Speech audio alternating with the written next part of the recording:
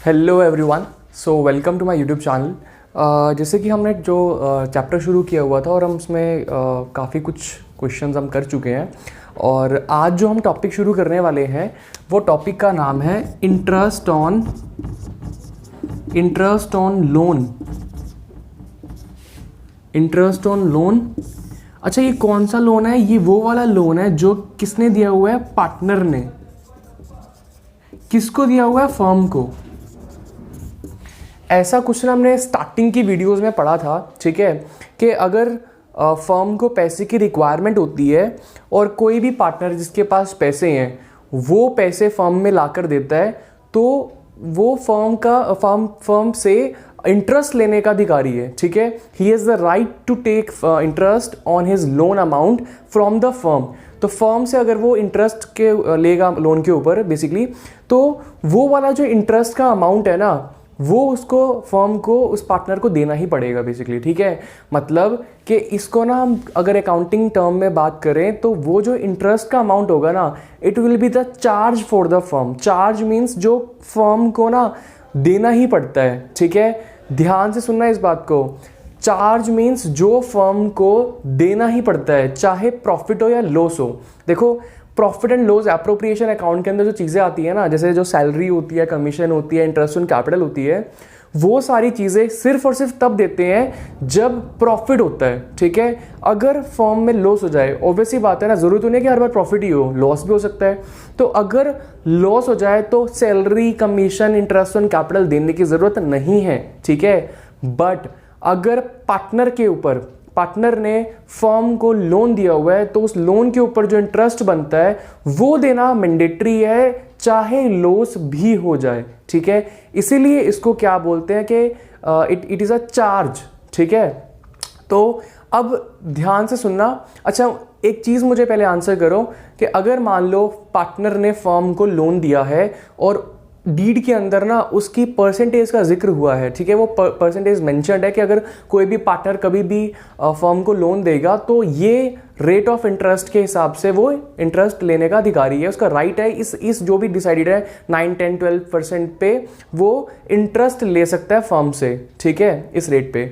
But अगर deed के अंदर मेंशन ही नहीं है, ऐसा कोई पॉइंट ही नहीं है या डीड लिखी नहीं गई है, तब क्या होता है, ये हमने स्टार्टिंग की वीडियोस में सीखा है कि अगर मान लो डीड के अंदर ये पॉइंट साइलेंट हो तो क्या किया जाता है, तब क्या करते हैं इंटरेस्ट के रेट का, तो कितना परसेंट होता है वो, ठीक है। अगर आपको याद हो तो वो 6% लिया जाता है बेसिकली, ठीक है। 6% के हिसाब से हम पार्टनर जो है वो फर्म से इंटरेस्ट लेने का अधिकारी है, राइट। 6% पर एनम, ठीक है।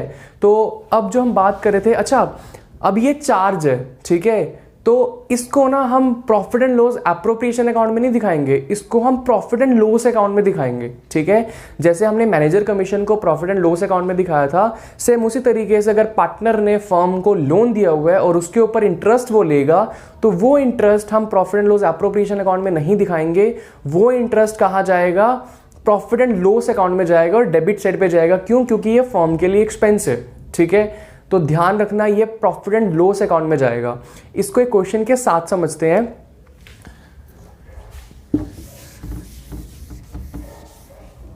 देखो, इलस्ट्रेशन है ये बुक के अंदर 16। X and Y are partners with profit sharing ratio is 1:2, ठीक है। एक्स और वाई पार्टनर्स है, उनके प्रॉफिट शेयरिंग रेशियो क्या है? 1:2। उनकी जो कैपिटल है, एक्स की है 4 लाख और वाई की है 6 लाख रुपीज। उसके बाद on October 1, 2018 X and Y granted loans of 1,60,000 respectively to the firm. अब फर्म को ना दोनों पार्टनर्स ने लोन दिया है, ठीक है। एक पार्टनर ने 1 लाख रुपए दिए हैं और दूसरे पार्टनर ने 60,000 रुपए दिए हैं। अच्छा, इसके अंदर एक ध्यान रखने वाली बात क्या है कि लोन जो दिया है वो 1 अक्टूबर को दिया है, ठीक है। अगर यही लोन उन्होंने 1 अप्रैल को दिया होता तो हम पूरे साल का इंटरेस्ट कैलकुलेट करते, बट लोन जो है वो दिया है अक्टूबर 1 को, तो हम इंटरेस्ट कैलकुलेट करेंगे सिर्फ 6 मंथ का। 1 अक्टूबर से लेकर 31 मार्च जो होता है वो टेन्योर बनता है 6 मंथ्स का। तो 6 मंथ्स का ही 6 मंथ्स के ऊपर ही इंटरेस्ट कैलकुलेट किया जाएगा, राइट। उसके बाद क्या बोला हुआ देखो, डिस्ट्रीब्यूट द प्रॉफिट और loss from for the year and 31 March 2019 in the following cases. Different cases बता दें कि बताओ कैसे हम इसके साथ डील करेंगे। अगर प्रॉफिट 12,000 है, दूसरे केस में प्रॉफिट 3,000 है और तीसरे केस में लॉस हो गया हमें 7,500 का। ठीक है, तो अगर हम फर्स्ट केस की बात करें, अच्छा ये तो तुम्हें पता ही है कि बनेगा क्या, प्रॉफिट एंड लॉस अकाउंट बनेगा। ठीक है, क्योंकि जो भी तुम्हारा इंटरेस्ट ऑन लोन होता है, पार्टनर ने जो लोन दिया हुआ है फर्म को, उसके ऊपर जो इंटरेस्ट होता है वो चार्ज है, वो देना ही पड़ेगा। जितना भी कैलकुलेट किया जाएगा, अगर रेट दे रखा है, जैसे इसमें रेट नहीं दे रखा, अगर इसमें रेट दे रखा हो तो उस रेट पे कैलकुलेट किया जाता। अगर रेट मेंशन नहीं है तो तुम्हें 6% लेना है, तो वो 6% कैलकुलेट करके हमें प्रॉफिट एंड लॉस अकाउंट में दिखाना है, क्योंकि वो एक चार्ज है, वो देना ही पड़ता है, चाहे फर्म को लॉस हो या प्रॉफिट हो, और वो प्रॉफिट एंड लॉस अकाउंट में आता है। ठीक है, तो प्रॉफिट एंड लॉस अकाउंट का हमने फॉर्मेट बना लिया है। अब क्या लिखेंगे, फर्स्ट केस क्या है, अगर हम फर्स्ट केस की बात करें, केस नंबर ए, तो यहाँ पर प्रॉफिट है, हम यहाँ पर लिखते हैं, क्वेश्चन शुरू करेंगे तो यहाँ पे लिखेंगे profit for the year.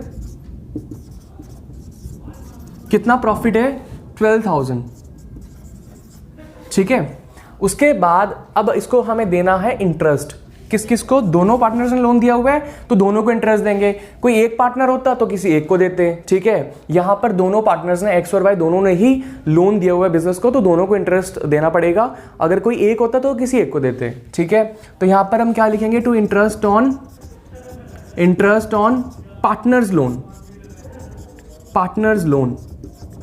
Partner कौन कौन है, एक्स एंड वाई। ठीक है, अब कितना कितना इन्होंने लोन दिया हुआ है। अगर हम एक्स की बात करें तो उसने 1 लाख का लोन दे रखा है। अब रेट हमें बताया नहीं है तो 6% लेंगे, क्योंकि रेट का कोई जिक्र नहीं किया। अगर रेट हमें बता रखा होता कि डीड में 10% है, 12% है, तो हम वो लेते। अब रेट हमें बताया तो 6% लेंगे, और लोन उन्होंने 1 अक्टूबर को दिया, तो 1 अक्टूबर से लेकर 31 मार्च तक के 6 मंथ्स का कैलकुलेट करेंगे। अगर यही लोन दिया होता 1 अप्रैल को तो पूरे साल का लग जाता। अगर यही लोन दिया होता मान लो 1 जुलाई को तो 9 मंथ्स का लग जाता। ठीक है, बट अभी 1 अक्टूबर को लोन दिया तो 6 मंथ्स का कैलकुलेट होगा। अब इसको अगर हम सॉल्व करेंगे तो कितना आएगा, 3,000। ठीक है, 3,000 आएगा, तो 3,000 हो गया यहाँ पर इसका। और सेम हम y का कैलकुलेट करेंगे, अगर हम y का, तो 60,000, 6% और 6/12, क्योंकि इसने भी उसी डेट को लोन दिया है फर्म को, तो इसका कैलकुलेट करेंगे हम, कितना आएगा, 1800। राइट, तो यहाँ पर 1800 कितना हो गया टोटल, 4800। ये इंटरेस्ट जाएगा पार्टनर्स को। ठीक है, ये कौन सा अकाउंट है, ये प्रॉफिट एंड लॉस अकाउंट है, रिमेंबर। ठीक है, profit and loss appropriation account नहीं है ये। ठीक है, अब यहाँ पर जो तुम्हारा प्रॉफिट निकल के आएगा after giving interest on partners loan, 12,000 में से, इस 12,000 में से हम 4800 माइनस कर देंगे, दैट इज, तो यहाँ पर बच जाएगा 7,200।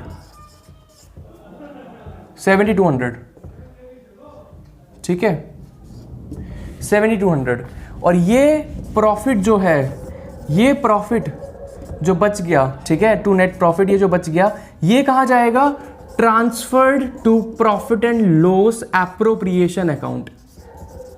ठीक है, ये वाला जो प्रॉफिट है ये profit and loss appropriation account में जाएगा, और फिर जो भी सैलरी, कमीशन, जो भी चीज़ें देनी है वो फिर आगे तुमने पढ़ाई है उसको वैसे ट्रीट करना है। ठीक है, तो इस तरीके से इसको ट्रीट करना है। ठीक है, ये इंटरेस्ट ऑन लोन हो गया, वो प्रॉफिट हो गया, और ये जो इंटरेस्ट ऑन लोन देने के बाद जो प्रॉफिट बच गया, जो profit and loss appropriation account में ट्रांसफर किया जाएगा, वो वाला ये प्रॉफिट है। राइट, इस तरीके से हमें इसको सॉल्व करना है।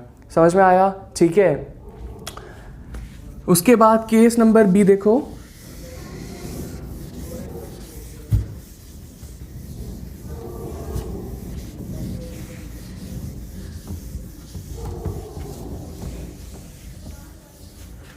Case number B. अब इसमें क्या बोला हुआ है आपको, इसमें प्रॉफिट ही सिर्फ 3,000 का है। राइट,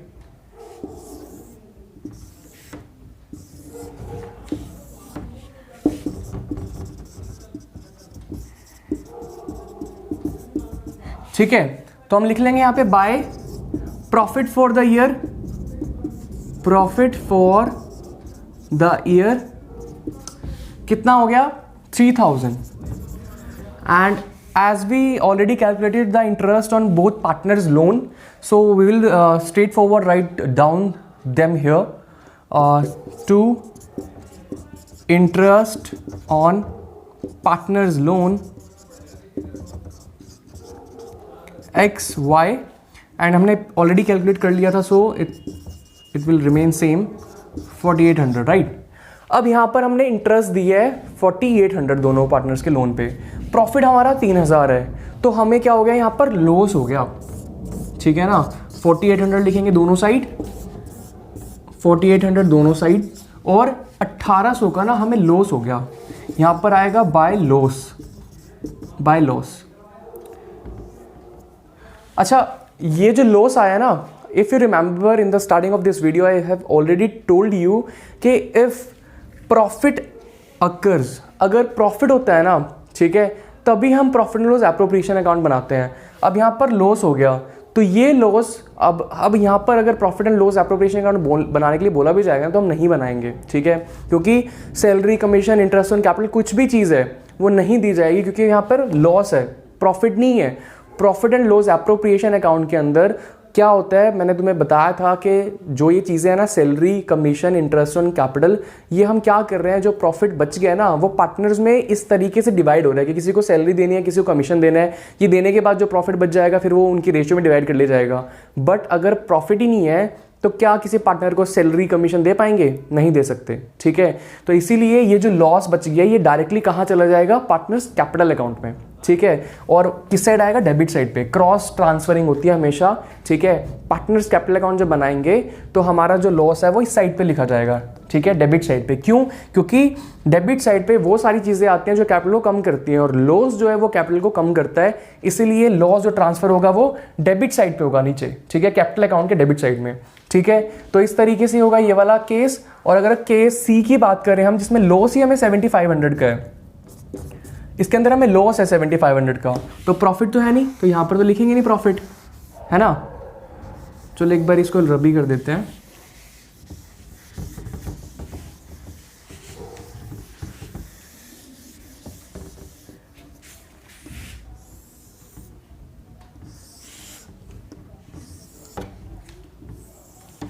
सो यहां पर थर्ड केस में लॉस है, और लॉस लिखेंगे हम यहां पर to loss for the year, ठीक है। कितना लॉस है, 7500। अब इंटरेस्ट ऑन लोन तो देना ही है पार्टनर्स को, तो interest on partners loan X and Y 3000 and 1800 already calculated, so 4800 का लॉस हो गया, ठीक है, सॉरी इंटरेस्ट हो गया कैपिटल के लोन के ऊपर। टोटल करेंगे इसका 4800 और 7500 कितना होगा,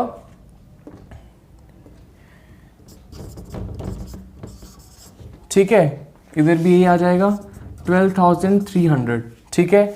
और यहां पर अब क्या आ जाएगा, लॉस, यस, हमें लॉस कितना हो गया है 12,300 का, क्योंकि ऑलरेडी 7500 का लॉस तो था ही, और हमें जब ये वाला इंटरेस्ट ऑन पार्टनर्स लोन दिया, ठीक है, उनके लोन पे इंटरेस्ट दिया, तो इसने हमारे लॉस को और बढ़ा दिया, ठीक है, क्योंकि पैसे थे ही नहीं देने के लिए, इंटरेस्ट ऑलरेडी लॉस में थी कंपनी, फर्म, ठीक है। तो जब फर्म हमारी ऑलरेडी लॉस में थी और हमने पार्टनर्स के लोन के ऊपर इंटरेस्ट उनको दिया, तो इसने हमारा लॉस और बढ़ा दिया। वो कितना हो गया 12,300। ये एक्स और वाई डिवाइड कर लेंगे किस रेशो में, 1:2 रेशो में।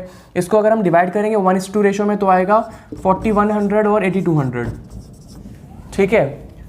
और ये लॉस कहाँ जाएगा, पार्टनर्स कैपिटल अकाउंट में। Profit and loss appropriation account नहीं बनेगा क्योंकि लॉस है, ठीक है। एक बार ही दोबारा से इस टॉपिक को रिकैप करते हैं। देखो बेसिकली क्या है इसमें, ध्यान से सुनना, हमने बात की थी इसमें इंटरेस्ट ऑन पार्टनर्स लोन, ठीक है। देखो क्या होता है कि कभी कभी फर्म के अंदर ना पैसों की ज़रूरत हो जाती है, तो in spite of contributing Capitals, ठीक है, हर पार्टनर अपना अपना कैपिटल लेकर आए। वो क्या करते हैं, हो सकता है उनके पास कैपिटल हो ही ना, पैसे हो ही ना, तो मान लो 3 पार्टनर्स एग्जाम्पल, और उनको पैसे की रिक्वायरमेंट होगी, तो वो क्या करेंगे, या तो बैंक से लोन लेंगे, ऑब्वियसली बात उनके पास पैसे नहीं है। तो अब उसमें से कोई एक पार्टनर बोल दे कि मेरे पास पैसे पड़े हैं, मैं ला के दे देता हूँ, तो उस पार्टनर को राइट है कि वो पैसा जो फर्म को एडवांस दे रहा है, लोन के तौर पे दे रहा है, उस पर इंटरेस्ट ले सके। ठीक है, उसको राइट है, वो इंटरेस्ट लेगा उस पर। उस इंटरेस्ट का रेट जो है वो अगर मेंशन है तो अच्छी बात है, नहीं मेंशन है तो 6% हमें लेना है। ठीक है, और ये वाला जो इंटरेस्ट है, ये मैंने बताया प्रॉफिट एंड लॉस अकाउंट में आता है, profit and loss appropriation account में नहीं आता है। ठीक है, क्यों आता है प्रॉफिट एंड लॉस अकाउंट में? क्योंकि ये एक चार्ज है। चार्ज मींस जो कंपनी को फर्म को देना ही देना होता है। ठीक है, जिससे ये नहीं कह सकते कि अगर लॉस हो गया फर्म को तो हम उसे टल जाएंगे। ठीक है, अभी हमारे पास पैसे नहीं है तो हम इंटरेस्ट नहीं देते। बेसिकली अगर हमने बैंक से लोन लिया होता और हमें अगर लॉस हो जाता तो क्या हम बैंक को बोल सकते थे कि भाई हमारे पास तो प्रॉफिट नहीं हुआ तो हम नहीं देते इंटरेस्ट? ठीक है, तो जैसे हम बैंक को नहीं बोल सकते क्योंकि वो चार्ज होता है। ठीक है, उसी तरीके से पार्टनर का लोन भी फर्म के लिए चार्ज है, उसके ऊपर भी इंटरेस्ट हम नहीं मना कर सकते, हमें देना ही पड़ेगा अगर लॉस भी हो जाए तो। इसीलिए उसको हम प्रॉफिट एंड लॉस अकाउंट में दिखाते हैं। ठीक है, और उसको हमने करने के 3 अलग अलग केसेस में समझा ताकि कंफ्यूजन ना हो। ठीक है, तो प्रॉफिट एंड लॉस अकाउंट हमने बनाया तीनों केसेस में। लाइक जैसे ये वाला हमने बनाया कि 7500 इसके अंदर ऑलरेडी लॉस है हमारा, तो वो हमने लिख लिया, और इंटरेस्ट जो देना है उनके लोन के ऊपर वो हमने लिख लिया कैलकुलेट करके अलग से, और टोटल लॉस ये हो गया। अब इस लॉस को हमें कहाँ ट्रांसफर करना है? उनके कैपिटल में।